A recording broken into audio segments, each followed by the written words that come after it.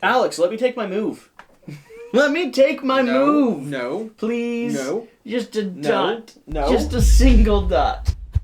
Hey, I'm Alex Radcliffe from Board Game Co. Jesse Anderson from Quackalope. That's the one. And today we're reviewing Sniper Elite, the board game. Very close to playing. Very close to playing. We played it over on his channel. Check out the link in the description down below. We did do that. We did. One of the most aggressively high-quality videos I've done yet. Absolutely. It's the best playthrough I've ever seen. I haven't watched it yet. I'll watch it eventually.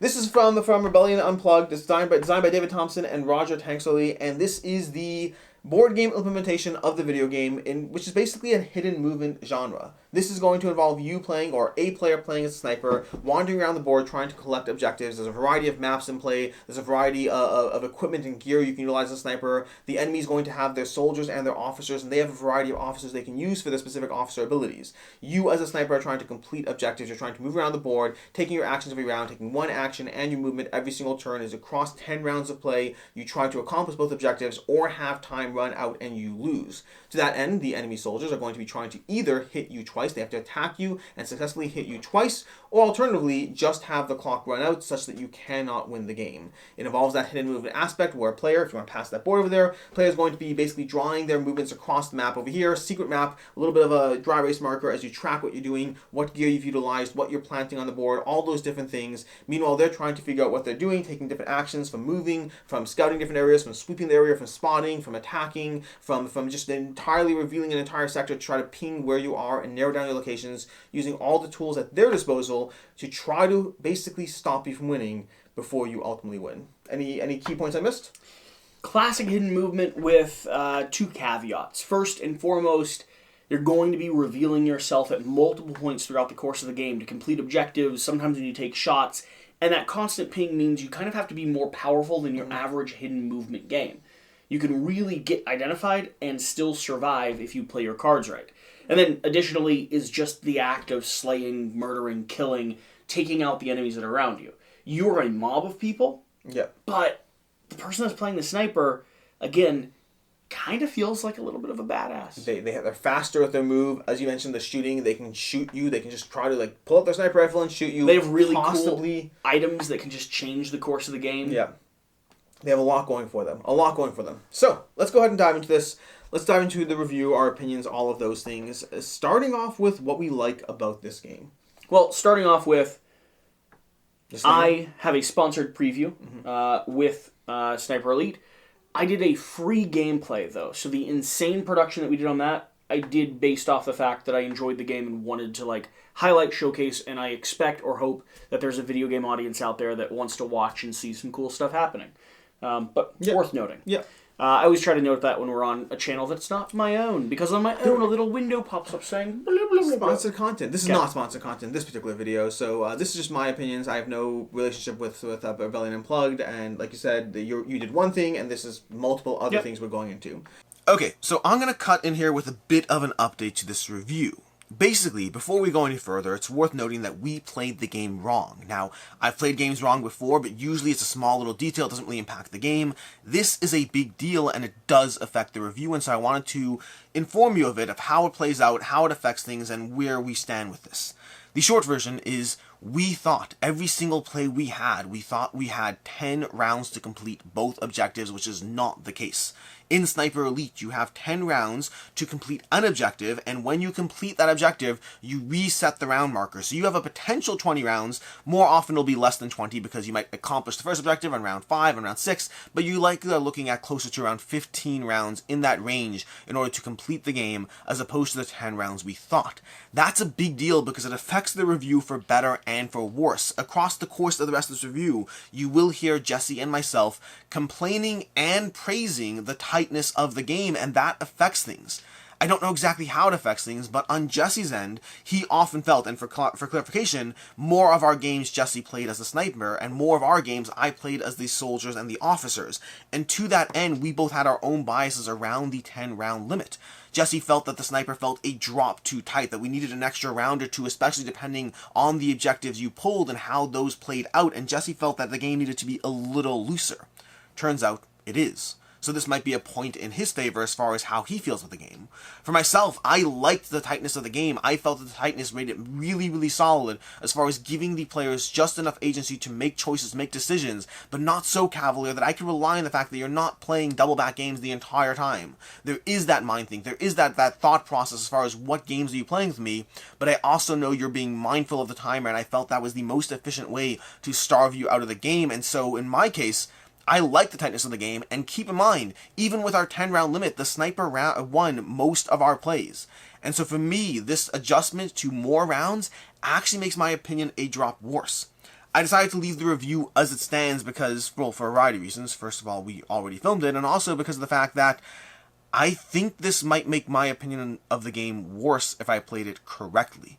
So take that as you will. I'm leaving my rating standing because for me, worst case scenario, I can leave the game, I can continue to play the game as we have until now. But it absolutely does affect how we both would have engaged, interacted, and our general opinion of the game. With that, let's go back to the review. So, what do you like about the game? So far, I like how quick and accessible it is as a hidden movement game. I also enjoy feeling like the hidden movement character is powerful, while at the same time, that act of constantly revealing yourself, accidentally revealing yourself through sniper actions, taking larger than average movement that makes you tell where you might be, and or just completing the first objective and showing yourself directly on the board, I think it gives the alternative player, the player that's playing, or the group of players that are playing the kind of mob or the agency on the board, it gives them hope of finding you throughout the course of the game. And so I think it keeps everyone invested, everyone involved, while still usually crescendoing into a close game. Someone is a few turns away or a few steps away from winning, while the other players are just right behind the enemy they're seeking out. Yeah, I like a lot of what you said over there. I like the gear, the abilities on both sides that you have, or the sniper has, their specific gear that they're utilizing in order to try to evade things that will play, and I may not know what you played until down the road. I know you played something. I could drop a mine, I could be completely silent, I could play a card that moves your character out of my way, or, for instance, shotgun. Take an action that allows me to murder everyone around me. Those all feel really cool. On my end, I have the officers, or again, the other team's end, you have the officers, the various abilities you'll have from there, a selection of abilities you're going to try to combine and utilize in your favor. Anything from planting guard dogs on the board that will alert you if anyone tries moving past, to my own sniper that can shoot back, to enemies that have movement abilities in terms of being able to spawn more enemies in play or to move other soldiers adjacent to them. So there's a lot of options as far as the options at my disposal to try to stop you. So powers and abilities definitely has that. I like what you said already is in the sense that there is a degree of constant touch points. Mm-hmm. One of my pet peeves with hidden movement games is that some of them you can find yourselves feeling lost. You can find yourselves feeling like, okay, great, you're doing your thing. I can't find you. I don't know where you are. So that's great. I can just spend the next half an hour trying to find out where you are. I'm going to search here, and I'm going to move here, and it's been half an hour. Yeah. And different games solve that in different ways. This one solves that by having you pop up a decent amount because the actions I have, the actions this team, I'm going to say I a lot because the last game we just played, I was I. Yep. But the actions at the disposal of the soldiers and officers, they very often favor gathering more information, but at the cost of not being able to do anything with that information. Yeah. I can scout a bunch of areas. I can sweep the whole board, or not the whole board. I can sweep a selection of areas, trying to find out where you are. I can give up my 2 actions to ping an entire sector. Those things don't actually advance me doing anything to you. It doesn't get me in the way. It doesn't let me attack you. It doesn't stop you from doing what you're doing, but it does mean that I start narrowing you down. So there are a lot of actions that favor that, or I can just wander into a zone and attack and really, really hope for the best. And sometimes it'll pay off. Do that too often too early, and you will find yourself spending the next half an hour wandering. So I like the trade-off there of not actually advancing my cause, but starting to figure out where you are. Combine that with the fact that you're going to have your actual objective that you pick up, as well as the opportunity to go to unused objectives and pick up extra gear when you visit them. That still tells me information. It tells me something happened and gives me a lot of opportunities to try to pin down where you are without actually advancing my cause. It's curious because I actually have that as one of my negatives, which we'll get to in just a second. Another positive that I have, though, is actually going to be the shot bag that you're building. So this game has a way of buffing and debuffing you throughout the course of the game because you have a variety of tokens. Sound tokens, if you draw too many of them, will reveal where you are. Hit tokens will allow you to shoot from farther and farther away, depending on how much you want to press your luck. Silence tokens you only ever get by killing an enemy general, and there's only a maximum of 3 you can get, but they cancel out the noise tokens that you have, meaning you can become riskier as the game goes on. And miss tokens will, well, if you draw too many, cause you to miss. Here's the cool thing. This bag escalates. For every general I kill, I'm going to add one. For every guard you take down, you're going to add one of your target tokens. And every time you, again, the game we just played, every time you get identified as the sniper, you're going to be adding in another miss. That creates a bag that becomes this complex problem of how well aware are they all of me? How much do I want to push my luck? When is it a good idea to take a shot that's 6 spaces away or 4 spaces away to misdirect, to use a bullet to ping somewhere on the board, or to clear someone out of a zone that I need to go to soon? This becomes more and more complex and interesting the more that I play the game. Every time I dive back into the role, both as the sniper and as the guardsman, watching as someone decides to take actions and trying to determine, was that a clear and obvious play to get past a doorway, or was that a misdirection trying to lead me in the wrong way? And speaking of misdirection, one of the things I do like with the game is the 10-round timer. I find that the 10-round timer is often just enough time to give you, again, you the sniper, the few misplays, a few missed shots, a few degrees of misdirection without it ever being the key thing you can do. There's only so many times you can double back. There's only so many times you can take actions that aren't efficient before you just won't win. So the game doesn't wind up in that aspect that you sometimes can have in hidden movement games where we're just playing a game of bluff and double bluff. You continuously take inefficient actions because, hey, you'll still win the game if you do so. On my end, I just feel frustrated because I'm like trying to play around the fact that you should be efficient, but you're not being. So I'm not making progress. You're not making progress. I'm wrapped in that whole aspect of trying to figure out what's going on. And I still don't know. The timer on the game, the 10-round timer, forces you to mostly be efficient, to mostly act towards your interests, while occasionally giving you just enough leeway to double back to have something not work out the way you wanted to, while still allowing you enough breathing room to win. Cool. Yeah. Additionally, I like the fact that when I do find you, when I do track you down, the game kind of avoids, and again, different hidden movement games do this in different ways, the game avoids that aspect of suddenly basically just having that quick flash termination. I find out where you are, and the game's over. Again, some hidden movement games can have this. Sure. I guessed correctly, and congratulations, game's over. It's Gotcha. all wrapped up now, and it tends to feel a little anticlimactic when that happens. These games, by their very nature, are meant to be a bit of a tug of war, a push and a pull. I'm trying to find you, you're trying to evade, I'm trying to find you, you're trying to evade, and there's clues left, there's areas where you pop up, there's things happening, but sometimes they just end in, I found you earlier than they're supposed to, and that is what it is. This doesn't, because of the fact that you can be found and still proceed on that cat and mouse chase. You could be hit even and still proceed to give me a run for my money while I try to figure out where you went back down. Yes, you're more on your toes. Yes, you're more worried. Yes, I have more information about where you are, but it doesn't have that immediate determination as soon as you happen to find someone. Another element that I think a lot of other hidden movement games don't utilize as effectively, the utilization of various different maps. I love the maps. A similar puzzle and a similar objective system. So every map has its own zones, grids, patterns that units move, and strategies for playing on them. And depending on what zones you pick for your objective, you kind of have to approach them in different ways. And I like the fact that across the one expansion that I have and the core game that I have, I've got 4 different maps to play on, various different generals, and various different zones or strategies I might take for every single map. There could be a map where I'm moving up the scaffolding here, trying my best to drop down and grab 4 and hop into a different zone. 4 and 3 would be a crazy puzzle, right? But then there could be ones where it's spread out super far, 1 and 9 over here, where being direct with your movement and not wasting any time is the only way that you can move around. And the question is, what's the most efficient path to take? I think the various different playing styles and playing maps, as they get more and more complicated in advance, add a lot of interest to this game. And some of the maps add interesting terrain elements as well. So there's a simple starting map that will really give you the core basic bones that give you what you need. But then there's additional maps that will give you additional areas, terrain types, ways of interaction, and it all adds to the reasons to dive back in. It all adds to the same core over here. Yeah.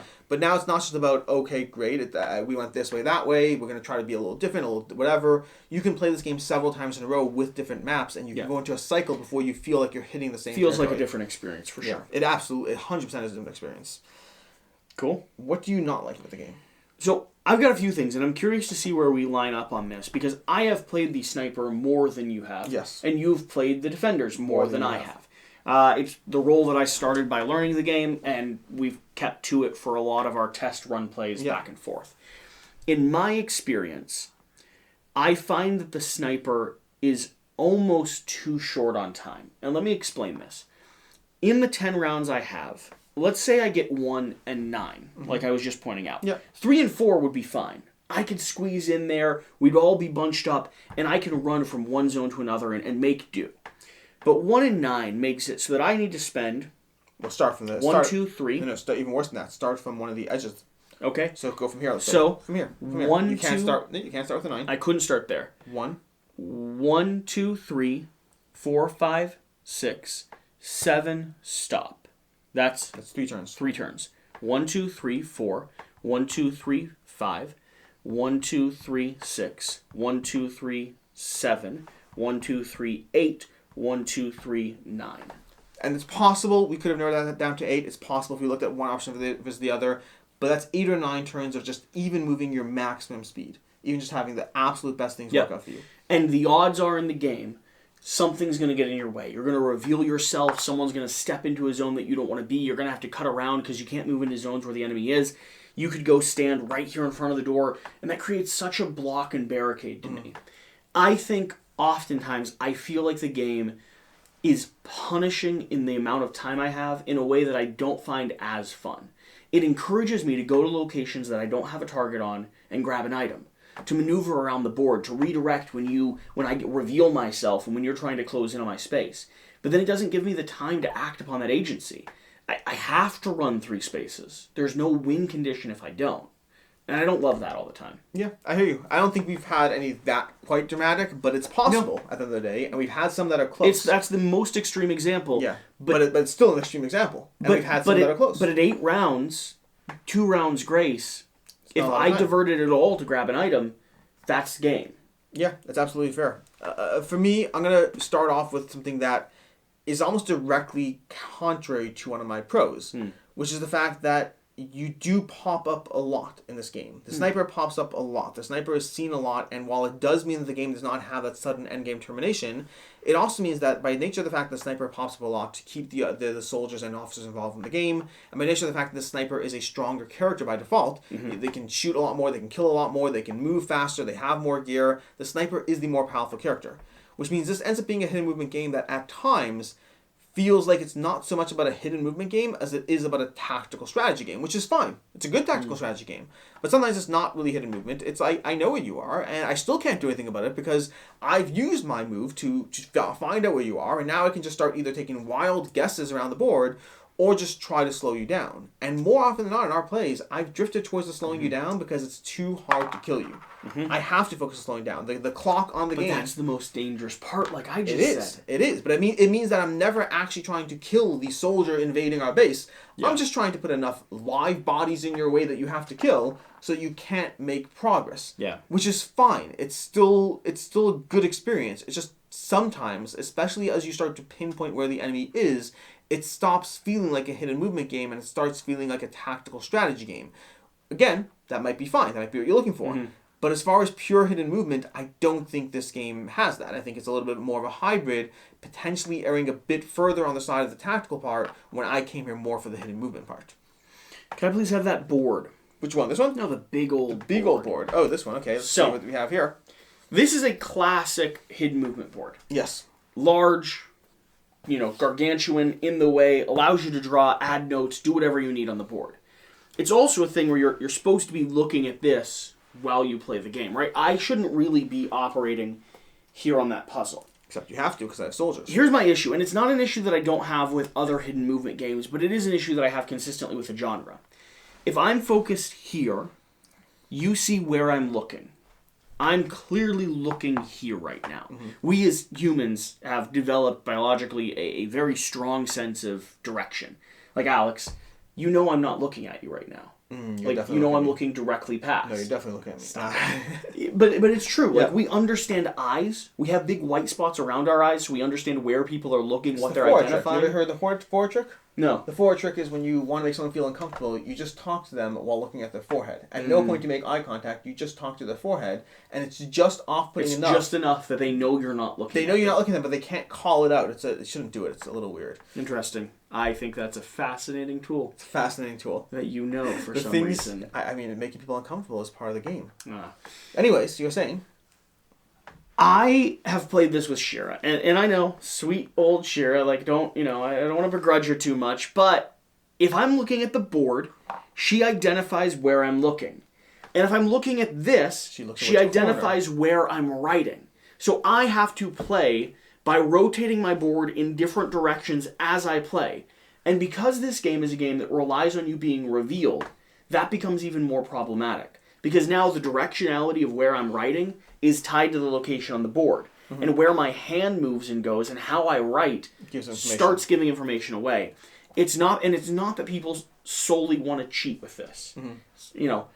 But you do know, in a hidden movement game where you're trying to read the other player, you notice things. You notice where they glance. You notice how they react. You notice where the pen is if you're writing on the top left corner of the board. You just do. It's just a note. It's just a thing that it's hard to work around. For me, I'm going to go directly off my last point, because it really should have been a bundled point. But in addition to the fact that at times it doesn't feel like a hidden movement game, when you're playing as the soldiers or the officers, win or lose, it can feel incredibly frustrating to know where you are, to have done the problem solving, to have deduced it, to have narrowed it down, and to still feel completely incapable of solving it. I like you frustrated. Oh, I know that. This is one of those things we're going to complain from different sides because a majority of experience have been from those sides. But at the end of the day, it's almost weird to play a hidden movement game and you're like, I got it. You're over there. You're like, yeah, I am. Now what? Yeah. What do you mean now what? It's a hidden movement game. I got you. You're like, no, you haven't. I'm going to go ahead and complete my goals. I'll see you later now. Bye. It was nice that you saw me. I'm like, what do you mean it was nice that I saw you? I have less movement. Mm-hmm. There's less movement. There's less tools. My soldiers can die a lot faster. I have a hard time being able to move and kill you. You can move and kill me easily. Mm-hmm. You know where I am. I can't afford those shots. I was just hoping for the luck. At times it feels like the entire puzzle of what this game should be turns into the little high as they just saunter off into the night. Again, it solves some problems in the way it does so. Mm-hmm. It creates other problems in the solution at the same time. But moving off from that point, which really should have been part of the last one, I'm not a fan of the bullet bag. Oh, I like the bullet bag. I like the concept of the shooting. I don't like the push your luck implementation. I really like the bullet bag. I think the bullet bag adds a level of choice and tacticality to the game where, depending on where and how I decide to step out, because there's not a lot of areas where you're free to make decision in this game. Like you're always trying to make strategic decisions, and because the time bag here makes it so I need to stick to my route, the bullet bag lets me redirect where you think my route is. And that to me is important. Now, why don't you like the bullet bag?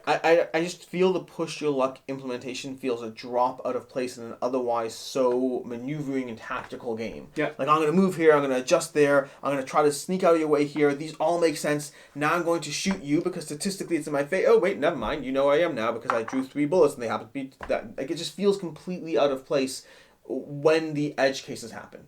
When it happens the way it's supposed to happen, that's fine, but then that you're not being rewarded or punished for the push your luck. Then you're just doing a shot, and you should have a tactical system in place. The fact that the edge cases exist, the fact that you can have those shots that you shouldn't have made, the fact that you can have those shots that you shouldn't have been discovered, makes it feel out of place. Work? I understand how bullets work. Okay. But also, my dead soldiers just pop up when they die, and so I don't know if we are really going with a full mechanical implementation of life. Pop up-ish. I mean, you're pulling new people up. The officers, too, with their same abilities. And that one officer's a sniper, that one officer's really good with dogs, and the rest of them are just some people got promoted. I don't know what to tell you. The dog people got promoted when the dog people died, and the sniper people got promoted when the sniper people died. I hear what you're saying. It's definitely not a thing that bothers me at all, but I do hear what you're saying. Yeah. I think that's it for me. I don't know if you have anything else? No. So that's what we don't like. Which means it's now time for final thoughts and rating on this one. Where are you with this one? I really am liking this one. There's other hidden movement games that I enjoy quite a lot. I mean, we've labeled some for you. Beast and Mind MGMT do this type of puzzle, some of the best out there. I think this fits in there next to those with me. It's different though as well. Mind MGMT escalates and scales in a way that I find highly engaging. But the puzzle feels not like a tactical skirmish game. It's absolutely a detective game. 100%. And it's a different experience. Beast, for me, is a multiplayer, a bit more similar, but it also plays better with more people around the table. I don't want to play this with 4 players, right? But I do want to play Beast with 4 players. Yeah. 2 and 3 is the sweet spot here. And this being more of a movement, tactical skirmish type of game differentiates it from those 2. The core gameplay experience for me is not going to be a 5 out of 5. It's not a perfect game. I have some things that I have some gameplay sessions that are less than perfect. And I want gameplay sessions for a 5 out of 5 Sure. to mostly always be guaranteed perfect. Like, for instance, the fact that the 1 and the 9 exists. Bothers you inherently. It does. Just Yeah. drawing that, I would almost vote, like, If you draw the 1 and 9, you just draw. scrap it. You just can't play that game. Or if you or even better, here's the fun one. If you draw the 1 and the 9, you have the option to redraw. And so the fact that you don't Sure. adds its own little mini game. You understand what I'm saying? Yeah, I know. The one of the 9 is an extreme case. It definitely is a thing. Bugs me. That being said, this right now is a solid 4 out of 5 for me. I really, really love what this game is trying to do. I really enjoy the implementation of it. And at a 2-player count, I would be happy to sit down and play this at any time. I think it's more accessible than the counterparts, with the caveat that there's some edge cases that'll feel like the game's finished before the game's actually finished. Yeah. Anyone that likes Sniper Elite, though, that's hands easy. down should pick up this game. I like finding digital adaptations of board game adaptations of digital games that do the digital game right, and I believe this one does. The only thing it's missing is heavily gruesome gore cards. As far as accessibility, interestingly enough, I think I'm right there with you on rating. Starting off the bat, this is a 4 to 5 for me. I really like it. It's a solid game. With the caveat, It's gone up a little bit for you, though. No, it's always a 4. This is always a 4. The very first gameplay. No, you're confusing what I said. Which is Okay. I said I love this game. I'll tell you the same thing I told him. I love this game. It's excellent. Just like most games in the hidden movement genre have been. To me, this is right up there with Letters from Whitechapel, with I haven't played Fear of Dracula yet, with Spectre Ops. It's a really, really good hidden movement game. The problem for me is I've been spoiled on mine on GMT and Beast. I gotcha. Those to me have been amazing hidden movement games. This is a 4 to 5 for me. This is a very, very good hidden movement game. I think the thing I'm actually most frustrated with is the whole bullet and shooting system, because I think that's actually the most complicated part of the game in an otherwise incredibly accessible game. This is arguably the most accessible from the hidden movement games I've played, which works well considering it's a video game adaptation and it's going to be bringing in a new audience. So I'm actually a little bit more annoyed by the bullets when I think it from that stance. Because again, I think it's not that confusing. I think the bullets are possibly the extra little unnecessary rules. It's the stuff we double checked a few games. Yeah. And so I really, really like this one as far as what it's doing, with the caveat that I like this genre. I'm a fan of hidden movement, assuming you do it well, assuming you have a reason to exist, a reason why you're bringing something to the table. This, for me, actually feels most similar to Spectre Ops from hidden movement games I've played to date. Which I don't believe that's not one I can compare it to. Yeah. I have played Fury of Dracula. Which I haven't played that one, but yeah, we'll have to dive into that. Anyways, I mean, you'll have to dive into that. I'm fine sitting out. I like what Sniper Elite is doing, with my main caveat being that at times it feels like it drifts towards a skirmish game as opposed to a hidden movement game, which is fine as long as you walk in knowing that's the experience you want. Sure. For me, I find that I like skirmish games and I like hidden movement games, and when the genres combine, at times I wish I was one or the other. I've enjoyed every game I've played of this, and I agree with you strongly that at 2 players it's a very, very solid implementation. At 3 you have a slight disjointness because one player is controlling 2 squads and the other player is controlling 1, but it still works really well. You have to almost share all 3 squads. You kind of. And then once you move to 4, I'd probably rather pick a different one entirely. But I can see brand new board gamers enjoying it at 4. But probably not for very long. No, this is a really good hidden movement game that does a solid job standing amongst many of the great hidden movement games I've played, while having enough, not necessarily critiques so much as preferences as far as how the game both solves and doesn't solve some of the classic problems you have with hidden movement, that it remains being up there with Spectre Ops, with Letters from Whitechapel, while being below some of my absolute favorites. A solid 4 to 5. Like you said, if you're a fan of the video game, if you're coming here from the video game space and you want to check this out, you absolutely should. It's very accessible, very good, and will give you a good taste of what this genre can offer while being very varied at the same time. I mean, there's going to be expansion at the same time. Expansion that gives you additional characters, additional things, additional content to the game. Highly recommend that if you enjoy this. It will mix up your experience and give you more of a rotation to the gameplay that otherwise has the slight potential of feeling like you're treading the same paths, even though it will be different every single time because of the objective system. I think this is going to grow really well with game groups. I think game groups that are coming into the hobby space with this are really going to have fun memories. They're similar to like people that entered through Battlestar, for instance, and stuff like that. Like, I think this sets an entry level that can escalate as you play more. It's really good. That's what it comes down to. It's really good. Yeah. If you're looking for other game recommendations, we spent a good 4 or 5 minutes of this video talking about other game recommendations. There's Beast, there's Mind Management, there's Spectre Ops. Do you agree with my comparisons on to which one? Beast and Mind Management? Oh, 100%. Mind Management is much more of a pure... detective game. You just find the person. Yeah. Mind Management does a great job of solving some of the reasons why you don't immediately find them, but once you do find them, it's over. That's the game. Beast is a little more complicated than this. I think Beast is really good, but the trade-off is that Beast has a lot more rules overhead. And that's why I say higher player counts balances it a little bit better. I like Beast at 2. I do like Beast I at 2. don't not like Beast at 2, but because of the complexity, it benefits more players. The reason why at 4 players this is less interesting is because it's low complexity. So you have less to decide as a player. To me, this one, like I said already, is most akin to Spectre Ops from the ones I've played. And in that sense, I prefer this one. I love Spectre Ops 2. Spectre Ops is another solid 4 to 5. The difference is that I think this one, I almost prefer. Spectre Ops very much has that aspect of once you've kind of nailed the person, it's over. Interesting. This one is a better Not job, quite in my as opinion, powerful. of the game shifts into the skirmish. I hit you, I got you, Cool. and now we've moved to the skirmish phase of the game. And could move back to detective again. Absolutely. Yeah. Yeah. So overall, very solid game. Sniper Elite from Rebellion Unplugged. Whole bunch of content for this. There's the expansion, there's an upgrade kit, there's the base game, whatever level. Start with the base game. You don't need to go overboard. But if you like it, there's more stuff for you to pick up. Until next time, I'm Alex Radcliffe from Board Game Co. And I'm a duck. And have a good one.